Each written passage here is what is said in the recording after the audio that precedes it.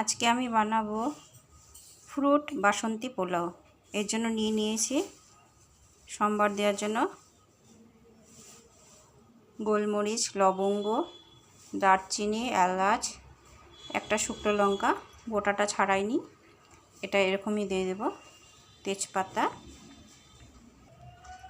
নিয়েছি, নুনি আতপ চাল, চালটাকে ধুয়ে জলটা ঝরিয়ে রাখছি।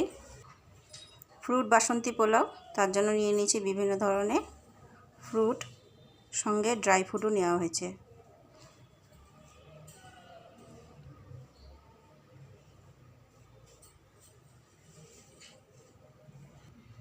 কড়াইতে তেল দিয়ে দিয়েছি, এবার ফ্রুটগুলো সব আস্তে আস্তে ভেজে উঠিয়ে দেব।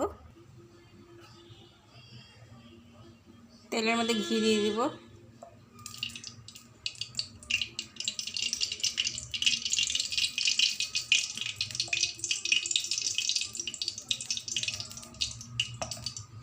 এরপর দিয়ে দেব শুকনো লঙ্কাটা,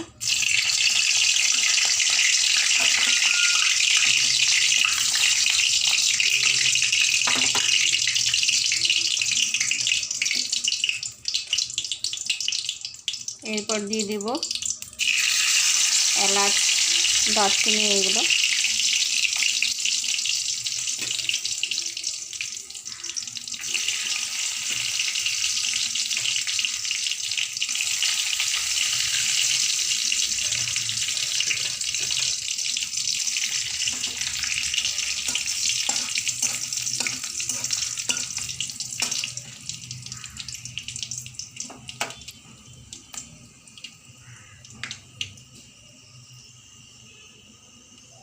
সুন্দর একটা গন্ধ বেরিয়েছে। তেজপাতা দিয়ে দিয়েছি, এবার চালটা দিয়ে দিব। চালটা দিয়ে তো ভাজা ভাজা করব।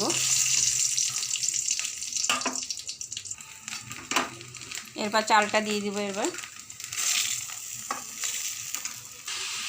চালটা দিয়ে দিয়েছি, এবার নাড়াচাড়া করে নেব চাল দিয়ে। চালটা এবার অনেকটাই ভাজা ভাজা হয়ে এসছে। এরপর একটু লবণ আর মিষ্টি, যেহেতু এটা বাসন্তী পোলাও তাই বাসন্তী কালারটা একটু মিলিয়ে দেব।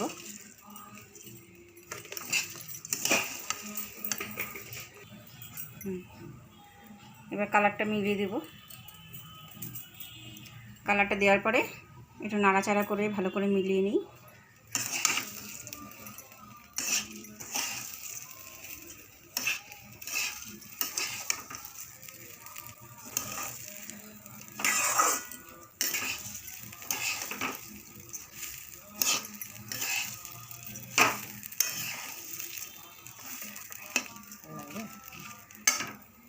এবার দেখুন কালারটা কত সুন্দর এসছে।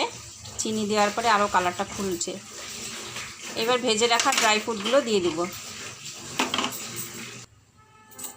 এবার ভেজে রাখা ফ্রুটগুলো দিয়ে দিব।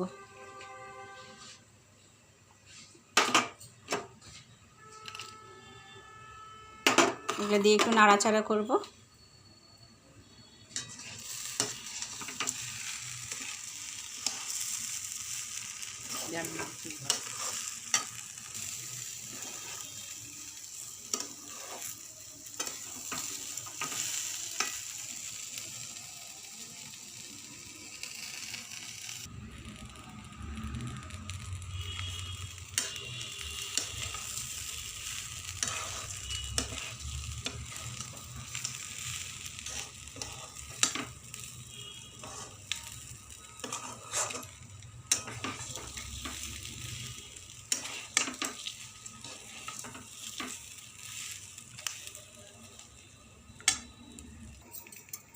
দেখে মনে হচ্ছে আমার আর একটু মিষ্টি লাগবে, তো একটু ওই জন্য চিনি দিয়ে দেবো। আবার চিনি দিয়ে একটু নাড়াচাড়া করব। ভাজাটা এবার কমপ্লিট হয়ে গেছে।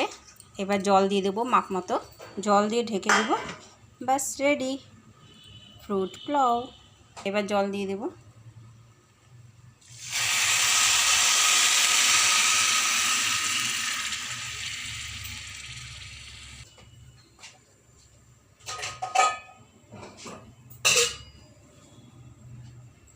জল দেওয়া হয়ে গেছে, এবার ঢেকে দেব।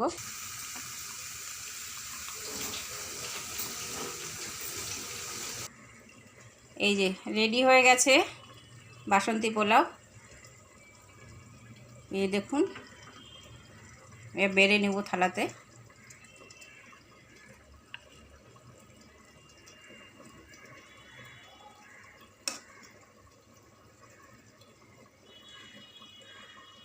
দেখুন কত সুন্দর হয়েছে দেখতে, কালারটা খুব সুন্দর এসছে, গন্ধটা খুব ভালো বেরিয়েছে। প্লেটের মধ্যে বেড়ে নিয়েছি আজকে ফ্রুট বাসন্তী পোলাও। এই জন্য ফ্রুটের পরিমাণটা একটু বেশি দেওয়া হয়েছে। আর সঙ্গে আছে মাংস। মাংসর সাথে বাসন্তী পোলাও খুব ভালো যায়।